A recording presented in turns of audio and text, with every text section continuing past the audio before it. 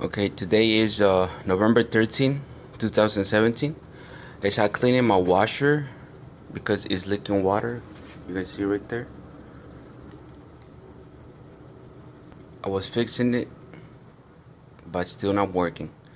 Then I jumped to my dryer to clean all the dust. As I'm cleaning all the dust and I pull up the pipe right there, a dead bird came out of my tube, dryer tube. You see that? Dead bird. How did it got in? Who knows? Look at this. I haven't cleaned this thing since 2011. That's when I bought my dryer. Look at that bird came out of my dryer. It's unbelievable, right? Sucks.